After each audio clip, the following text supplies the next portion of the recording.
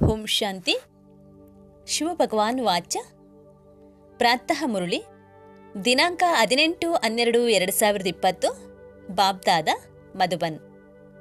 ಮಧುರ ಮಕ್ಕಳೇ, ಪ್ರತಿದಿನ ವಿಚಾರಸಾಗರ ಮಂಥನ ಮಾಡಿದಾಗ ಅಪಾರವಾದ ಖುಷಿ ಏರಿರುತ್ತದೆ. ನಡೆಯುತ್ತಾ ತಿರುಗಾಡುತ್ತಾ ನೆನಪಿರಲಿ, ನಾನು ಸ್ವದರ್ಶನ ಚಕ್ರಧಾರಿ ಆಗಿರುವೆ ಎಂದು ಸದಾ ನೆನಪಿನಲ್ಲಿಯೇ ಇರಬೇಕು. ಪ್ರಶ್ನೆ: ತಮ್ಮ ಉನ್ನತಿ ಮಾಡಿಕೊಳ್ಳಲು ಸಹಜ ಸಾಧನ ಯಾವುದಾಗಿದೆ? ಉತ್ತರ: ತಮ್ಮ ಉನ್ನತಿಗಾಗಿ ಪ್ರತಿದಿನ ಚಾರ್ಟನ್ನು ಇಡಬೇಕಾಗಿದೆ. ಚೆಕ್ ಮಾಡಿಕೊಳ್ಳುತ್ತಿರಬೇಕು. ಇಂದು ಇಡೀ ದಿನ ಯಾವುದೇ ಅಸುರಿ ಕೆಲಸವನ್ನಂತೂ ಮಾಡಲಿಲ್ಲ ತಾನೇ? ಹೇಗೆ ವಿದ್ಯಾರ್ಥಿ ತನ್ನ ರಿಜಿಸ್ಟರನ್ನು ಇಡುತ್ತಾನೆ, ಅದೇ ರೀತಿ ತಾವು ಮಕ್ಕಳು ಸಹ ದೈವಿ ಗುಣಗಳ ರಿಜಿಸ್ಟರನ್ನು ಇಡಬೇಕು. ಆಗ ನಿಮ್ಮ ಉನ್ನತಿ ಆಗುತ್ತಿರುವುದು. ಗೀತೆ. ದೂರ ದೇಶದಲ್ಲಿ ಇರುವವನು. ಓಂ ಶಾಂತಿ.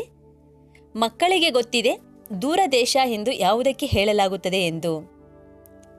ಪ್ರಪಂಚದಲ್ಲಿ ಒಬ್ಬ ಮನುಷ್ಯನಿಗೂ ಇದು ಗೊತ್ತಿಲ್ಲ.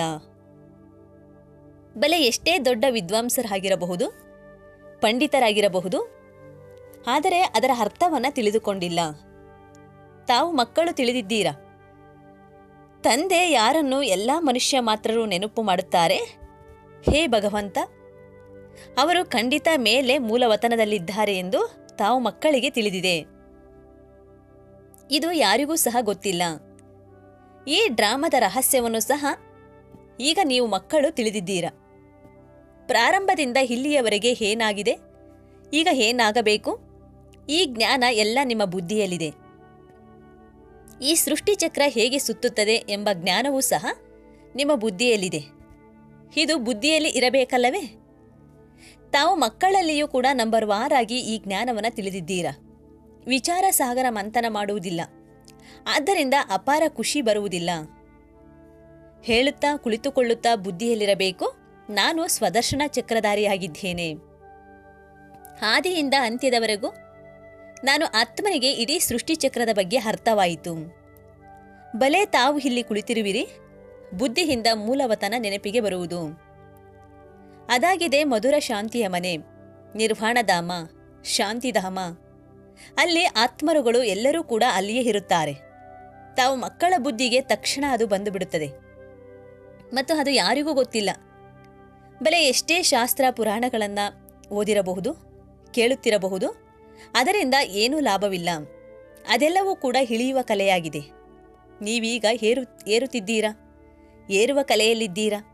ವಾಪಸ್ ಹೋಗಲು ಖುದ್ದಾಗಿ ತಯಾರಿ ಮಾಡಿಕೊಳ್ಳುತ್ತಿದ್ದೀರಾ. ಈ ಹಳೆಯ ವಸ್ತ್ರವನ್ನು ಬಿಟ್ಟು ನಾವು ಮನೆಗೆ ಹೋಗಬೇಕಾಗಿದೆ ಎಂಬ ಖುಷಿಯಂತೂ ಇರುತ್ತಿದೆಯಲ್ಲವೇ? ಮನೆಗೆ ಹೋಗಲು ಅರ್ಧ ಕಲ್ಪ ಭಕ್ತಿಯನ್ನು ಮಾಡುತ್ತಾ ಬಂದಿದ್ದೀರಾ, ಏನು ಇಳಿಯುತ್ತಲೇ ಬಂದಿದ್ದೀರಾ. ಈಗ ಬಾಬಾ ನಮಗೆ ಸಹಜವಾಗಿ ತಿಳಿಸುತ್ತಾರೆ, ತಾವು ಮಕ್ಕಳಿಗೆ ಖುಷಿಯಾಗಬೇಕು. ಬಾಬಾ ಭಗವಂತ ನಮಗೆ ಓದಿಸುತ್ತಿದ್ದಾರೆ.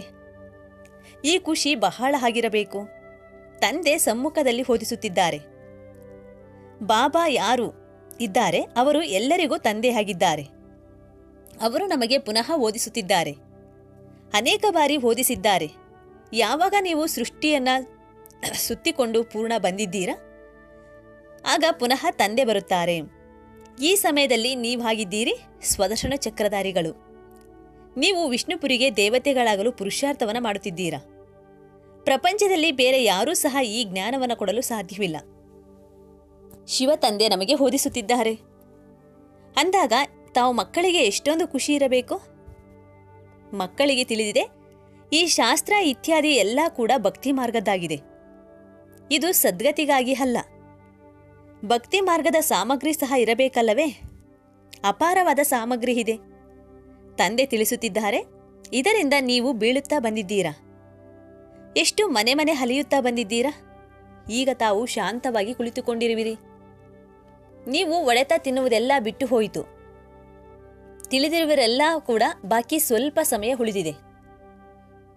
ಆತ್ಮಕ್ಕೆ ಪವಿತ್ರವಾಗಲು ತಂದೆ ಅದೇ ಮಾರ್ಗವನ್ನು ಹೇಳುತ್ತಿದ್ದಾರೆ. ನನ್ನನ್ನು ನೆನಪು ಮಾಡಿ, ಆಗ ನೀವು ತಮೋಪ್ರಧಾನದಿಂದ ಸತೋಪ್ರಧಾನರಾಗುತ್ತೀರಾ. ನಂತರ ಸತೋಪ್ರಧಾನ ಜಗತ್ತಿನಲ್ಲಿ ಬಂದು ರಾಜ್ಯ ಮಾಡುತ್ತೀರಾ ಎಂದು ತಂದೆಯು ತಿಳಿಸುತ್ತಾರೆ. ಈ ಮಾರ್ಗವನ್ನು ಕಲ್ಪಕಲ್ಪ ಅನೇಕ ಬಾರಿ ತಂದೆ ತಿಳಿಸಿದ್ದಾರೆ. ನಂತರ ನಿಮ್ಮ ಅವಸ್ಥೆಯನ್ನು ಸಹ ನೋಡಬೇಕು. ವಿದ್ಯಾರ್ಥಿಗಳು ಪುರುಷಾರ್ಥವನ್ನ ಮಾಡಿ ತನ್ನನ್ನು ಬುದ್ಧಿವಂತನನ್ನಾಗಿ ಮಾಡಿಕೊಳ್ಳುತ್ತಾರಲ್ಲವೇ? ವಿದ್ಯೆಯದು ಸಹ ರಿಜಿಸ್ಟರ್ ಇಡಲಾಗುತ್ತದೆ ಮತ್ತು ಕ್ಯಾರೆಕ್ಟರ್ ಸರ್ಟಿಫಿಕೇಟ್ ಕೂಡ ಇಡಲಾಗುತ್ತದೆ. ಚಲನೆಯದನ್ನು ಕೂಡ ಇಡಲಾಗುತ್ತದೆ. ಇಲ್ಲಿಯೂ ಸಹ ದೈವಿ ಗುಣಗಳನ್ನು ಧಾರಣೆ ಮಾಡಬೇಕು. ಪ್ರತಿದಿನ ನಿಮ್ಮ ಚಾರ್ಟ್ ಇಡಬೇಕು. ಬಹಳ ಉನ್ನತಿ ಆಗುವುದು. ಇಂದು ಇಡೀ ದಿನ ಯಾವುದೇ ಹಸಿರಿ ಕೆಲಸವನ್ನಂತೂ ನಾನು ಮಾಡಲಿಲ್ಲ ತಾನೆ ಎಂದು ತಮ್ಮನ್ನು ತಾವು ಚೆಕ್ ಮಾಡಿಕೊಳ್ಳುತ್ತಿರಬೇಕು. ನಾನಂತೂ ದೇವತೆ ಆಗಬೇಕು. ಲಕ್ಷ್ಮೀನಾರಾಯಣರ ಚಿತ್ರ ಎದುರಿಗೆ ಇಟ್ಟಿದೆ. ಎಷ್ಟು ಸಾಧಾರಣ ಚಿತ್ರವಾಗಿದೆ. ಮೇಲೆ ಶಿವತಂದೆ ಇದ್ದಾರೆ. ಪ್ರಜಾಪಿತ ಬ್ರಹ್ಮನ ಮೂಲಕ ಈ ಆಸ್ತಿಯನ್ನು ಕೊಡುತ್ತಿದ್ದಾರೆ ಅಂದಾಗ ಖಂಡಿತ ಸಂಗಮಯುಗದಲ್ಲಿ ಬ್ರಾಹ್ಮಣ ಬ್ರಾಹ್ಮಣಿಯರು ಕೂಡ ಇರಬೇಕಲ್ಲವೇ? ದೇವತೆಗಳು ಇರುತ್ತಾರೆ ಸತ್ಯಯುಗದಲ್ಲಿ, ಬ್ರಾಹ್ಮಣರು ಇರುತ್ತಾರೆ ಸಂಗಮಯುಗದಲ್ಲಿ, ಕಲಿಯುಗದಲ್ಲಿ ಶೂದ್ರ ವರ್ಣದವರು ಇದ್ದಾರೆ. ವಿರಾಟ ರೂಪ ಸಹ ಬುದ್ಧಿಯಲ್ಲಿ ಧಾರಣೆ ಮಾಡಿಕೊಳ್ಳಿ. ನಾವು ಈಗ ಬ್ರಾಹ್ಮಣರು ಶಿಕೆಗೆ ಸಮಾನರಾಗಿದ್ದೇವೆ. ನಂತರ ದೇವತೆಗಳಾಗುತ್ತೇವೆ. ತಂದೆ ಬ್ರಾಹ್ಮಣರಿಗೆ ಇಲ್ಲಿ ಓದಿಸುತ್ತಿದ್ದಾರೆ ದೇವತೆಗಳನ್ನಾಗಿ ಮಾಡುವುದಕ್ಕಾಗಿ. ಆದ್ದರಿಂದ ದೈವಿ ಗುಣಗಳನ್ನು ಧಾರಣೆ ಮಾಡಿಕೊಳ್ಳಬೇಕಾಗಿದೆ. ಇಷ್ಟು ಮಧುರರಾಗಬೇಕಾಗಿದೆ. ಯಾರಿಗೂ ದುಃಖವನ್ನು ಕೊಡಬಾರದು. ಹೇಗೆ ಶರೀರ ನಿರ್ವಹಣಾರ್ಥವಾಗಿ ಏನಾದರೂ ಕಾರ್ಯ ಮಾಡಲಾಗುತ್ತದೆ, ಹಾಗೆಯೇ ಇಲ್ಲೂ ಸಹ ಯಜ್ಞದ ಸೇವೆಯನ್ನು ಮಾಡಬೇಕು. ಯಾರಾದರೂ ಕಾಯಿಲೆ ಇದ್ದರೆ, ಸೇವೆ ಮಾಡಲಾಗದೇ ಇದ್ದರೆ ಮತ್ತೆ ಅವರ ಸೇವೆಯನ್ನು ಮಾಡಬೇಕಾಗುತ್ತದೆ. ತಿಳಿಯಿರಿ, ಈಗ ಯಾರಾದರೂ ಕಾಯಿಲೆ ಬಿದ್ದಾಗ ಶರೀರ ಬಿಡುತ್ತಾರೆ. ನೀವು ದುಃಖಿಗಳಾಗುವ ಅಥವಾ ಅಳುವ ಮಾತಿಲ್ಲ. ನೀವಂತೂ ಪೂರ್ತಿ ಶಾಂತಿಯಲ್ಲಿ ತಂದೆಯ ನೆನಪಿನಲ್ಲಿಯೇ ಇರಬೇಕು. ಏನೂ ಕೂಡ ಶಬ್ದ ಮಾಡುವಂತಿಲ್ಲ. ಅಲ್ಲಂತೂ ಸ್ಮಶಾನಕ್ಕೆ ತೆಗೆದುಕೊಂಡು ಹೋಗುತ್ತಾರೆಂದರೆ ಬಹಳಷ್ಟು ಶಬ್ದವನ್ನು ಮಾಡುತ್ತಿರುತ್ತಾರೆ. ರಾಮ್ ನಾಮ್ ಸತ್ ಹೇ. ನೀವು ಏನೂ ಹೇಳುವಾಗಿಲ್ಲ. ನೀವು ಶಾಂತಿಯಿಂದ ವಿಶ್ವದ ಮೇಲೆ ವಿಜಯವನ್ನು ಪಡೆಯುತ್ತಿದ್ದೀರಾ. ಅವರದಾಗಿದೆ ಸೈನ್ಸು, ನಿಮ್ಮದಾಗಿದೆ ಸೈಲೆನ್ಸು. ನೀವೀಗ ಮಕ್ಕಳು ಜ್ಞಾನ ಮತ್ತು ವಿಜ್ಞಾನದ ಯಥಾರ್ಥ ಅರ್ಥವನ್ನು ಸಹ ತಿಳಿದುಕೊಂಡಿದ್ದೀರಾ. ಜ್ಞಾನ ಆಗಿದೆ ತಿಳುವಳಿಕೆ, ವಿಜ್ಞಾನವಾಗಿದೆ ಎಲ್ಲವನ್ನು ಮರೆಯುವುದು. ಜ್ಞಾನದಿಂದಲೂ ದೂರ. ಹಾಗಾದರೆ ಜ್ಞಾನವೂ ಸಹ ಇದೆ, ವಿಜ್ಞಾನವೂ ಇದೆ. ಆತ್ಮ ತಿಳಿದಿದೆ, ನಾವು ಶಾಂತಿಧಾಮದಲ್ಲಿ ಇರುವಂತಹವರು. ಮತ್ತೆ ಜ್ಞಾನವೂ ಇದೆ. ರೂಪ ಮತ್ತು ಬಸಂತ. ಬಾಬಾ ಸಹ ರೂಪ ಬಸಂತ ಆಗಿದ್ದಾರಲ್ಲವೇ? ರೂಪವೂ ಇದೆ ಮತ್ತು ಅದರಲ್ಲಿ ಇಡೀ ಸೃಷ್ಟಿಚಕ್ರದ ಜ್ಞಾನವೂ ಕೂಡ ಇದೆ. ಅವರು ವಿಜ್ಞಾನ ಭವನ ಎಂದು ಹೆಸರನ್ನ ಇಟ್ಟಿದ್ದಾರೆ. ಅರ್ಥವನ್ನ ಏನೂ ತಿಳಿದುಕೊಂಡಿಲ್ಲ. ತಾವು ಮಕ್ಕಳು ತಿಳಿದುಕೊಂಡಿದ್ದೀರಾ? ಈ ಸಮಯದಲ್ಲಿ ವಿಜ್ಞಾನದಿಂದ ದುಃಖವೇ ದುಃಖವಿದೆ, ಜೊತೆಯಲ್ಲಿ ಸುಖವೂ ಸಹ ಇದೆ. ಅಲ್ಲಂತೂ ಸತ್ಯಯುಗದಲ್ಲಿ ಸುಖವೇ ಸುಖವಿರುತ್ತದೆ. ಇಲ್ಲಿ ಅಲ್ಪಕಾಲದ ಸುಖವಿದೆ, ಬಾಕಿ ಎಲ್ಲ ದುಃಖವೇ ದುಃಖವಿದೆ. ಮನೆಯಲ್ಲಿ ಮನುಷ್ಯರು ಎಷ್ಟೊಂದು ದುಃಖಿಗಳಾಗಿರುತ್ತಾರೆ. ತಿಳಿಯುತ್ತಾರೆ, ಈ ದುಃಖದಿಂದ ಬಿಡಿಸಿಕೊಳ್ಳಲು ಸಾಯುವುದೇ ಮೇಲು ಎಂದು. ನೀವು ಮಕ್ಕಳಂತೂ ತಿಳಿದಿದ್ದೀರಾ? ತಂದೆ ಬಂದಿದ್ದಾರೆ ನಮ್ಮನ್ನು ಸ್ವರ್ಗವಾಸಿಗಳನ್ನಾಗಿ ಮಾಡಲು ಅಂದಾಗ ತಾವು ಎಷ್ಟು ಗದ್ಗದಿತರಾಗಬೇಕು. ಕಲ್ಪಕಲ್ಪ ತಂದೆಯು ನಮ್ಮನ್ನು ಸ್ವರ್ಗವಾಸಿಗಳನ್ನಾಗಿ ಮಾಡಲು ಬರುತ್ತಾರೆ. ಆದ್ದರಿಂದ ಇಂತಹ ತಂದೆಯ ಶ್ರೀಮತದ ಅನುಸಾರವಾಗಿ ನಡೆಯಬೇಕಲ್ಲವೇ? ತಂದೆ ತಿಳಿಸುತ್ತಾರೆ, ಮಧುರ ಮಕ್ಕಳೇ, ಎಂದೂ ಯಾರಿಗೂ ದುಃಖವನ್ನು ಕೊಡಬೇಡಿ. ಗೃಹಸ್ಥ ವ್ಯವಹಾರದಲ್ಲಿರುತ್ತಾ ಪವಿತ್ರರಾಗಿರಿ. ನಾವು ಸಹೋದರ ಸಹೋದರಿಯರಾಗಿದ್ದೇವೆ. ಇದಾಗಿದೆ ಪ್ರೀತಿಯ ಸಂಬಂಧ. ಮತ್ತೆ ಬೇರೆ ಯಾವುದೇ ಕಡೆ ದೃಷ್ಟಿ ಹೋಗಲು ಸಾಧ್ಯವಿಲ್ಲ. ಪ್ರತಿಯೊಬ್ಬರ ಕಾಯಿಲೆ ತಮ್ಮ ತಮ್ಮದೇ ಆಗಿರುತ್ತದೆ. ಅದರ ಪ್ರಕಾರ ಸಲಹೆಯನ್ನು ಸಹ ಕೊಡುತ್ತಿರುತ್ತಾರೆ. ಮಕ್ಕಳು ಬಾಬಾ ಇಂತಿಂತಹ ಪರಿಸ್ಥಿತಿಗಳು ಬರುತ್ತಿದೆ ಎಂದು ತಂದೆಗೆ ತಿಳಿಸುತ್ತಾರೆ. ಅಂತಹ ಸಂದರ್ಭದಲ್ಲಿ ಏನು ಮಾಡಬೇಕು ಎಂದು ಕೇಳುತ್ತಾರೆ. ಆಗ ಬಾಬಾ ತಿಳಿಸುತ್ತಾರೆ, ಸಹೋದರ ಸಹೋದರಿಯಲ್ಲಿ ಕೆಟ್ಟ ದೃಷ್ಟಿ ಇರಬಾರದಾಗಿದೆ. ಯಾವುದೇ ಜಗಳವನ್ನ ಆಡಬಾರದಾಗಿದೆ. ನಾನು ನೀವಾತ್ಮಗಳಿಗೆ ತಂದೆ ಆಗಿದ್ದೇನೆ. ಶಿವಬಾಬಾ ಬ್ರಹ್ಮರವರ ಶರೀರದ ಮೂಲಕ ತಿಳಿಸುತ್ತಿದ್ದಾರೆ. ಪ್ರಜಾಪಿತ ಬ್ರಹ್ಮ ಶಿವಬಾಬಾರವರ ಮಗನಾದರು. ಸಾಧಾರಣ ಶರೀರದಲ್ಲಿ ಬರುತ್ತಾರಲ್ಲವೇ? ವಿಷ್ಣುವಂತೂ ಸತ್ಯಯುಗದಲ್ಲಿ ಇರುವಂತವರಾಗಿದ್ದಾರೆ. ತಂದೆ ತಿಳಿಸುತ್ತಾರೆ, ನಾನು ಇವರಲ್ಲಿ ಪ್ರವೇಶವಾಗಿ ಹೊಸ ಜಗತ್ತಿನ ರಚನೆಯನ್ನ ಮಾಡಲು ಬಂದಿದ್ದೇನೆ. ಬಾಬಾ ಕೇಳುತ್ತಾರೆ, ನೀವು ವಿಶ್ವದ ಮಹಾರಾಜ ಮಹಾರಾಣಿಗಳಾಗುತ್ತೀರಾ? ಹಾ ಬಾಬಾ, ಏಕೆ ಆಗುವುದಿಲ್ಲ? ಹಾ, ಆಗುತ್ತೇವೆ ಎಂದು ಹೇಳುತ್ತೀರಾ? ಅಂದಾಗ ಇದರಲ್ಲಿ ಪವಿತ್ರರಾಗಿರಬೇಕು. ಇದಂತೂ ಕಷ್ಟವಾಗಿದೆ.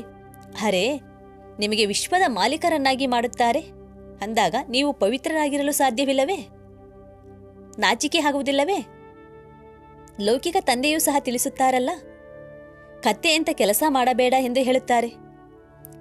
ಈ ವಿಕಾರದ ಮೇಲೆಯೇ ವಿಘ್ನ ಬರುತ್ತಿರುತ್ತದೆ. ಪ್ರಾರಂಭದಿಂದ ಹಿಡಿದು ಇದರ ಬಗ್ಗೆಯೇ ಹಾಹಾಕಾರ ನಡೆಯುತ್ತಾ ಬಂದಿದೆ. ತಂದೆ ತಿಳಿಸುತ್ತಾರೆ, ಮಧುರ ಮಕ್ಕಳೇ, ವಿಕಾರಗಳ ಮೇಲೆ ವಿಜಯವನ್ನ ಪಡೆಯಬೇಕಾಗಿದೆ. ನಾನು ಬಂದಿರುವೆ ತಮ್ಮನ್ನು ಪವಿತ್ರರನ್ನಾಗಿ ಮಾಡಲು. ತಾವೀಗ ಮಕ್ಕಳು ಸರಿ ತಪ್ಪು, ಒಳ್ಳೆಯದು ಕೆಟ್ಟದ್ದು ಯೋಚಿಸುವಂತಹ ಬುದ್ಧಿಯಂತೂ ತಮಗೆ ಸಿಕ್ಕಿದೆ ಅಲ್ಲವೇ? ಈ ಲಕ್ಷ್ಮೀನಾರಾಯಣರು ಆಗುವಂಥದ್ದೇ ನಿಮ್ಮ ಗುರಿ ಉದ್ದೇಶವಾಗಿದೆ. ಸ್ವರ್ಗವಾಸಿಗಳಲ್ಲಿ ದೈವಿ ಗುಣಗಳಿವೆ, ನರಕವಾಸಿಗಳಲ್ಲಿ ಅವಗುಣಗಳಿದೆ. ಈಗ ಇದು ರಾವಣನ ರಾಜ್ಯ ಆಗಿದೆ. ಇದನ್ನು ಸಹ ಕೆಲವರು ತಿಳಿದುಕೊಂಡೇ ಇಲ್ಲ. ರಾವಣನನ್ನು ಪ್ರತಿ ವರ್ಷ ಸುಡುತ್ತಾರೆ. ರಾವಣ ಶತ್ರು ಆಗಿದ್ದಾನಲ್ಲವೇ? ಆದರೂ ಸುಡುತ್ತಲೇ ಬಂದಿದ್ದಾರೆ. ರಾವಣನ ಬಗ್ಗೆ ತಿಳಿದುಕೊಂಡೇ ಇಲ್ಲ. ಇವನು ಯಾರು? ರಾವಣ ಯಾವಾಗಿದ್ದ ಎಂಬುದೇ ಗೊತ್ತಿಲ್ಲ. ನಾವೆಲ್ಲರೂ ಕೂಡ ರಾವಣನ ರಾಜ್ಯದವರಾಗಿದ್ದೇವೆ ಅಂದ ಮೇಲೆ ಖಂಡಿತ ನಾವು ಅಸುರರೆಂದು ತಿಳಿಯುವುದೇ ಇಲ್ಲ. ಬಹಳಷ್ಟು ಜನ ಹೇಳುತ್ತಾರೆ ಇದು ರಾಕ್ಷಸನ ರಾಜ್ಯ ಆಗಿದೆ ಎಂದು.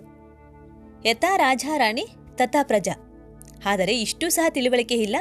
ತಂದೆ ಕುಳಿತು ತಿಳಿಸಿಕೊಡುತ್ತಾರೆ, ರಾಮರಾಜ್ಯ ಬೇರೆ ಇದೆ, ರಾವಣನ ರಾಜ್ಯವೇ ಬೇರೆ ಇದೆ. ಈಗ ನೀವು ಸರ್ವಗುಣಗಳಿಂದ ಸಂಪನ್ನರಾಗುತ್ತಿದ್ದೀರಾ. ತಂದೆ ತಿಳಿಸುತ್ತಾರೆ, ನನ್ನ ಭಕ್ತರಿಗೆ ಜ್ಞಾನವನ್ನು ತಿಳಿಸಿ. ಯಾರು ಮಂದಿರಗಳಿಗೆ ಹೋಗಿ ದೇವತೆಗಳ ಪೂಜೆ ಮಾಡುತ್ತಾರೆ, ಬಾಕಿ ಅಂತಹ ವ್ಯಕ್ತಿಗಳ ಜೊತೆ ತಲೆ ಚಚ್ಚಿಕೊಳ್ಳಬೇಡಿ. ಮಂದಿರಗಳಲ್ಲಿ ನಿಮಗೆ ಬಹಳಷ್ಟು ಭಕ್ತರು ಸಿಗುತ್ತಾರೆ. ನಾಡಿಯನ್ನು ನೋಡಬೇಕಾಗುತ್ತದೆ. ಹೇಗೆ ಡಾಕ್ಟರ್ ನೋಡುತ್ತಲೇ ತಕ್ಷಣ ತಿಳಿಸುತ್ತಾರೆ ಇವರಿಗೆ ಏನು ಕಾಯಿಲೆ ಇದೆ ಎಂದು. ದೆಹಲಿಯಲ್ಲಿ ಅಜ್ಮಲ್ ಖಾನ್ ಎಂಬ ವೈದ್ಯ ಬಹಳ ಪ್ರಸಿದ್ಧರಾಗಿದ್ದರು. ತಂದೆ ಎಂದು ನಿಮಗೆ 21 ಜನ್ಮಗಳಿಗಾಗಿ ಎವರ್ ವೆಲ್ದಿ ಮಾಡುತ್ತಿದ್ದಾರೆ. ಇಲ್ಲಂತೂ ಜಗತ್ತಿನಲ್ಲಿ ಎಲ್ಲರೂ ರೋಗಿಗಳಾಗಿದ್ದಾರೆ, ಎಲ್ಲರೂ ಅನ್ಹೆಲ್ದಿ ಆಗಿದ್ದಾರೆ. ನಿಮ್ಮ ಈ ಕರ್ಮೇಂದ್ರಿಯಗಳು ನಿಮಗೆ ಎಂದೂ ಮೋಸ ಮಾಡಲು ಸಾಧ್ಯವಿಲ್ಲ. ತಂದೆ ತಿಳಿಸಿದ್ದಾರೆ, ನೆನಪಿನಲ್ಲಿ ಇರಿ, ಒಳ್ಳೆಯ ರೀತಿಯಲ್ಲಿ ಇರಿ.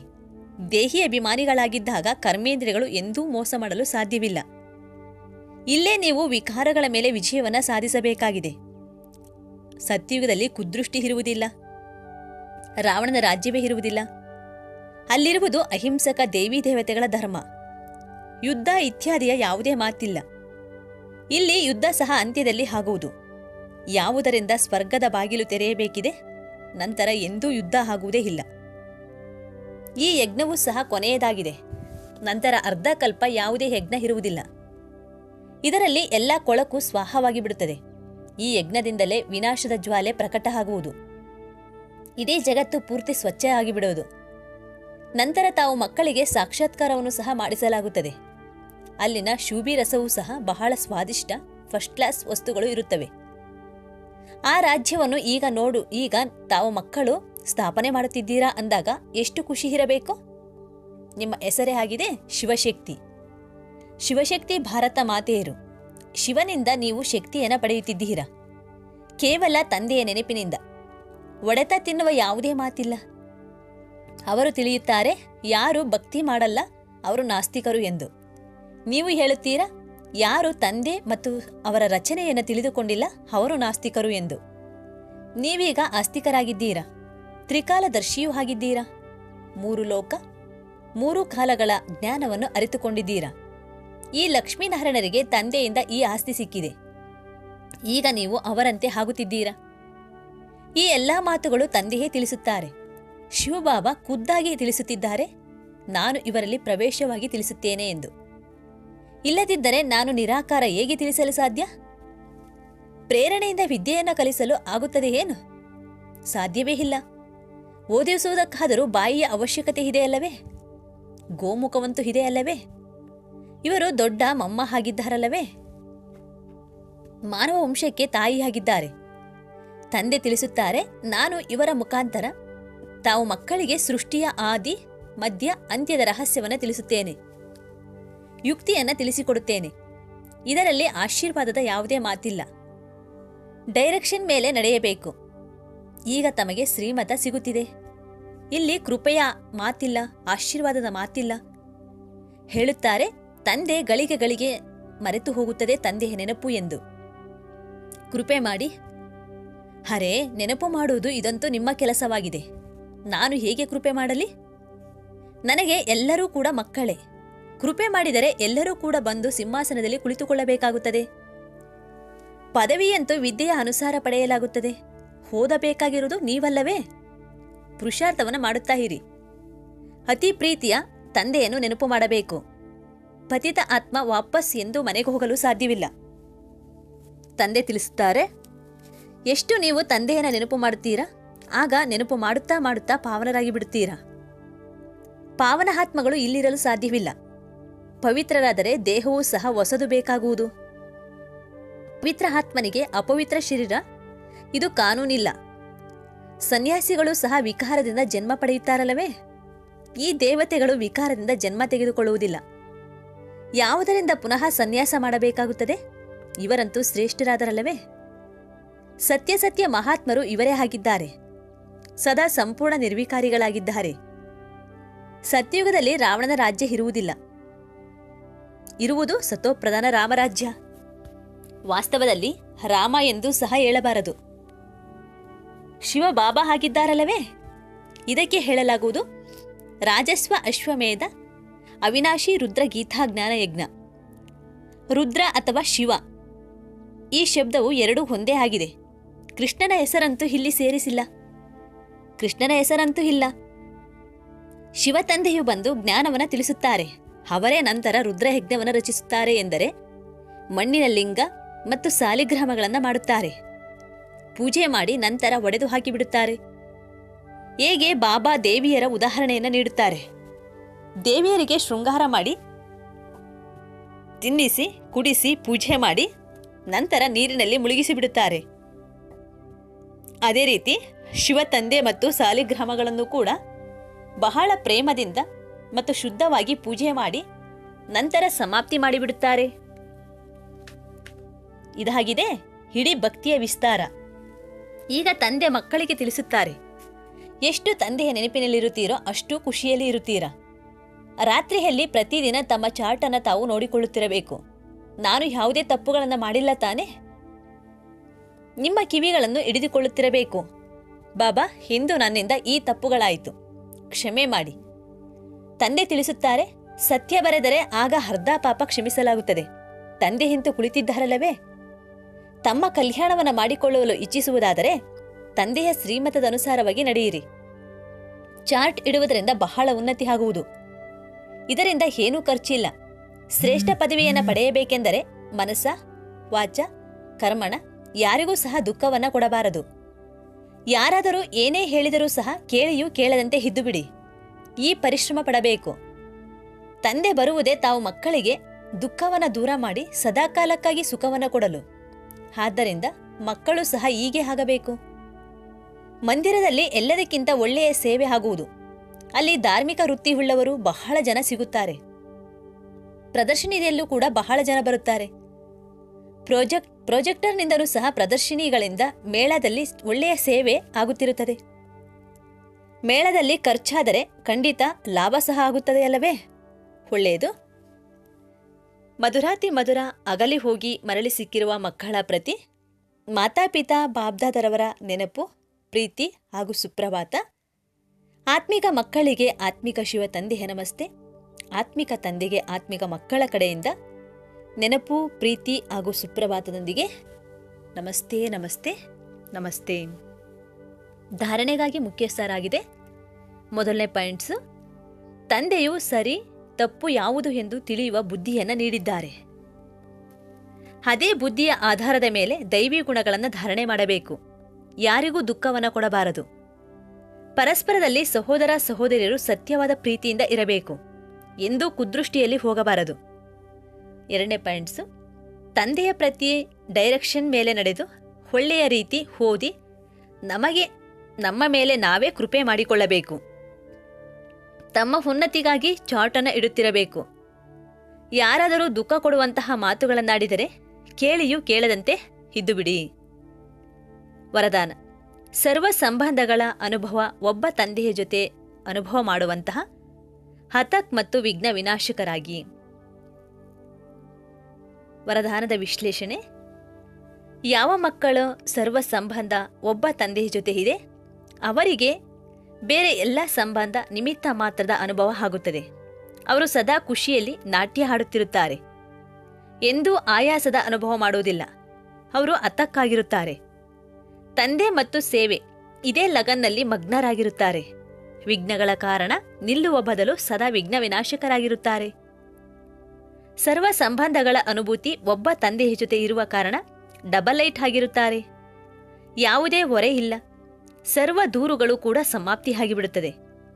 ಕಂಪ್ಲೀಟ್ ಸ್ಥಿತಿಯ ಅನುಭವ ಆಗುವುದು. ಸಹಜ ಯೋಗಿಗಳು ಕೂಡ ಆಗುವರು. ಶ್ಲೋಗನ್. ಸಂಕಲ್ಪದಲ್ಲಿಯೂ ಸಹ ಯಾವುದೇ ದೇಹದಾರಿಯ ಕಡೆ ಆಕರ್ಷಿತರಾಗಬಾರದು. ಆಕರ್ಷಿತರಾಗುವುದು ಅಂದರೆ ತಂದೆಗೆ ವಿಶ್ವಾಸಘಾತಕರಾಗುವುದು ಎಂದರ್ಥ. ಅಚ್ಚ. ಓಂ ಶಾಂತಿ.